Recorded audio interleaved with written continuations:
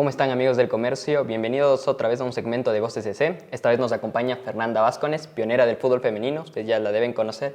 Bienvenida, Fernanda, ¿cómo estás? Hola Andrés, gracias por tenerme acá. Muy contenta de poder conversar contigo del fútbol femenino, de ñañas, y también un saludo para todas las personas que nos están escuchando, que nos están viendo.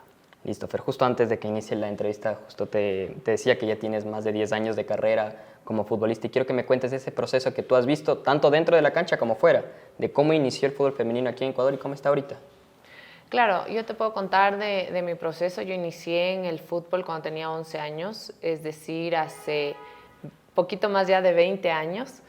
Y claro, uno inicia esto como un hobby porque es algo que te gusta. A mí me apasionó el fútbol por los valores que se transmiten, el poder utilizar un uniforme y lo que eso significa, el decir, el rato que te pones esa camiseta que representa a todo un equipo, a un grupo de personas, deja de importar las diferencias en tu color de piel, de dónde provienes, entre otras cosas que para el mundo de afuera es importante, dentro de la cancha deja de ser importante, porque solo importa lo que tú puedes hacer para tu equipo. El tema de compartir, o sea, en el fútbol estás en tu equipo y si es que hay una botella de agua para las 20, entonces esa botella alcanza para todas. Compartir tus conocimientos, no te sirve ser la única que pueda hacer esto, tienes que ayudar a que todo el resto pueda hacer porque a la final se juega en equipo. Entonces yo creo que todo eso me llevó a querer el fútbol de esta forma y a continuarlo hasta que ya dejó de ser un hobby y pasar a ser un estilo de vida. En ese momento, te estoy hablando del año 2000, que será 2003 más o menos, no existía ni de cerca un fútbol femenino profesional. Yo luego tuve la oportunidad de jugar y ser capitana de Pichincha y ahí salí un poquito de esa comunidad en la que yo estaba, porque yo estaba en el colegio, capaz en un par de ligas barriales, pero ya cuando salí a la selección de Pichincha pude ver un poquito más un fútbol más allá. Y claro, no es como lo que uno se imagina a un nivel de un fútbol profesional, porque todavía no existía eso en el país. Luego tuve la convocatoria, mi primera convocatoria a la selección, a un microciclo cuando yo tenía más o menos unos 15 años, y mi primera participación ya con la selección, que jugamos, me acuerdo, en Brasil, fue en el año, si no estoy mal, 2010. Pero ver una diferencia que era abismal en lo que uno ve en la selección del fútbol masculino y en la selección de fútbol femenino. Y tal vez creo que fue en ese momento donde fue mi mayor alegría, un triunfo gigantesco dentro de mi carrera deportiva, pero también mi mayor desilusión. Yo creo que cuando llegué ya a participar con la selección del Ecuador dije, no hay un futuro aquí porque... Es que me imagino que has de haber visto las diferencias con otras selecciones. No, con la selección masculina, de aquí mismo. No, entonces, obviamente con la selección masculina. Entonces tú ves y dices, ¿a dónde vamos a llegar si no podemos ni siquiera estar concentrados en la casa de la selección, si no tenemos un transporte, si no tenemos ni nada? Entonces, y por ejemplo, cuando saliste con la selección femenina, enfrentarte a otras selecciones, ¿tampoco no sentiste ese choque cultural, por ejemplo, enfrentándote a una selección como Brasil, Uruguay o Argentina, que en esos momentos no era tanto como está ahora, pero ya era más profesional que aquí? No, es que no era así. En realidad, la única selección que sí estaba sobre todo lo que es Sudamérica era Brasil. Yeah. El desarrollo del fútbol femenino, en realidad, incluso dentro de Sudamérica, el Ecuador y la Liga Ecuatoriana siempre ha resaltado. Yeah. Entonces, no vi una posibilidad. Fue cuando yo tuve la oportunidad de jugar en Europa, en Suiza, y jugar a nivel profesional allá, y ver el profesionalismo de allá. Porque incluso acá cuando se inauguró el campeonato nacional, que fue en el año 2013, por si acaso, el fútbol femenino a nivel nacional no es que nace en el año 2019 con la Superliga, no, se juega desde el 2013. En el 2013 yo vi y no era profesional, entonces sí había muchísimas diferencias. Y claro, cuando yo voy a Suiza veo lo que era allá y dije, wow, o sea, sí se puede, ¿por qué no hacerlo acá en el Ecuador? Entonces, ahí es cuando recién comienza esta ilusión de decir, sí puede haber algo más allá de lo que yo había pensado. Y ahí es cuando regreso y ya fundo el Club Ñañas. Ya, o sea, tenemos de 2003, 2010, 2020, o sea, como esas fechas claves en las que tú te adentras dentro de este fútbol. Del 2013, que empezó el campeonato ecuatoriano, que me dices que no había profesionalismo, hasta ahorita, el 2024, 11 años después, ¿qué crees que se ha desarrollado más dentro del profesionalismo del fútbol femenino? ¿Qué es lo que mejoró más? Yo creo que no puede mejorar algo más, creo que tiene que mejorar todo en conjunto. O sea, el desarrollo de una industria es como justamente un balón. Para que un balón ruede tiene que ser completamente redondo. Si es que tienes un chibolo en alguna parte, entonces no funciona. ¿A qué me refiero con esto? La organización del campeonato se va mejorando, entonces va mejorando también la formación de las jugadoras, porque los clubes pueden tener más tiempo a las jugadoras en competencia. Por lo tanto, el nivel de las jugadoras sube.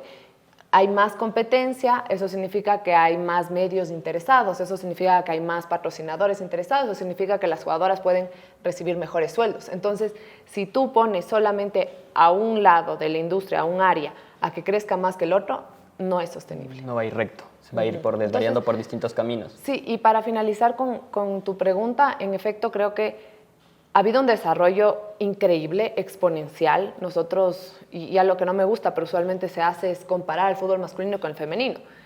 Pero comparemos en los años que ha tenido de desarrollo el fútbol masculino. ¿Cuántos años, cuántas décadas ha habido el fútbol masculino en el mundo y en el Ecuador también? El fútbol femenino en el Ecuador tiene si es que lo contamos desde el 2013, que es el primer campeonato. Hubo uno en el 2010, pero nunca se lo siguió. Entonces, el 2013 lo contamos como el primer campeonato nacional de fútbol femenino. Hasta ahora, en 11 años, ya tenemos un torneo estable que se juega todos los años, que da cupo, todavía es muy poco, pero es un cupo ya a Copa Libertadores. Sin ir al fútbol nacional, sino al de selecciones.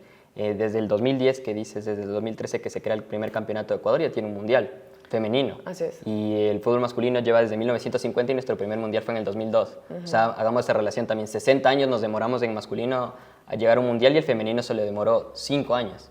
Eso también es un logro. Claro, entonces yo creo que, y lo podemos ver a nivel mundial, el deporte mayor desarrollo es el fútbol femenino. Así es. En ese lado de que está subiendo el auge del fútbol femenino, ¿crees que aquí en Ecuador falta un poco más de promoción? Más por el tema de los estadios y de los aficionados. Ya tenemos, por ejemplo, en Argentina, en Perú he visto bastante, en Brasil, que los estadios se llenan cuando juega el fútbol femenino. Igual en México. Aquí en Ecuador sí han habido casos, me acuerdo de la final que jugaste contra Deportivo de Cuenca, la Libertadores del 2019, que también hubo bastante aficionado. ¿Pero crees que hace falta más promoción para el lado de los aficionados? Claro, sí, por supuesto. O sea, yo creo que, y te digo, una de las cosas que permitía que haya muchos hinchas en lo que yo pude participar y de cerca y vivirlo, que era en Suiza, era porque tú comenzabas en enero y tenías ya el calendario de todo el año. Entonces, la gente, me invento, yo soy de Ambato y quiero verle a ñañas jugar, y ya programo porque ya sé que este fin de semana tal día juegan en tal lugar, entonces yo ya sé. Creo que todavía falta un poquito en eso de la organización. Creo que la comunicación siempre puede mejorar. Creo que se ha hecho se han hecho avances increíbles, y en todo caso yo te digo, el día de hoy, si tú ves los partidos que están subidos, que aparte están en una plataforma que permite que todos tengan acceso a nivel nacional e internacional, tienen muchísimas personas conectadas. Estamos hablando de incluso partidos de 3,000 personas conectadas viendo en vivo. Es bastante. O sea, claro, si lo comparamos, por ejemplo, no me gusta hacer esto con el fútbol masculino, vámonos a un Cumbayá Católica, no meten 3,000 personas. Entonces esa relación es bastante. Sí, y son dispositivos que están conectados, porque claro, un dispositivo puede estar... Tú le puedes conectar. Exacto, entonces... Eso, en cuanto a la asistencia a los estadios, te digo, eso ha disminuido a nivel mundial en el fútbol masculino y en el fútbol femenino, porque la gente ya quiere, o sea, tiene tantas cosas que ya quiere verlo más digital, ¿no? Ahora, lo que sí te digo que tiene una ventaja el fútbol femenino es que en este caso van familias con la seguridad de que puede entrar con toda la paz del mundo la abuelita con la nieta de 1 año. Puedes venir hasta con tus perritos. Es lindo ver cómo llegan al estadio los hinchas de ñañas con toda la familia, con su mascota, con sus hijos, con sus padres. O sea, eso es bonito, y siento que esa es una ventaja que tenemos como fútbol femenino. Ya, dejando a un lado ahora del fútbol femenino, enfocándonos ahora solo en ñañas. el primer equipo ecuatoriano formado 100% femenino, sin la sede masculina como hicieron otros. Dime, ¿cuáles han sido los principales desafíos específicos que han tenido por esa cuestión? A ver, yo creo que el primer desafío al que nos enfrentamos fue romper una barrera social. Cuando Ñañas inicia, yo primero lo que hice fue prepararme para un emprendimiento y tuve la oportunidad de prepararme en Silicon Valley con grandes emprendedores, o sea, estamos hablando del fundador de Twitter, o sea, gente que conoce bastante sobre esto. Y claro, yo pensaba, ¿cómo vamos a promocionar a Ñañas a este nuevo emprendimiento? Cuando arrancamos con Ñañas me di cuenta que tenía que regresar 10 pasos atrás, tenía que sacar adelante una industria primero para luego comenzar a hablar de Ñañas.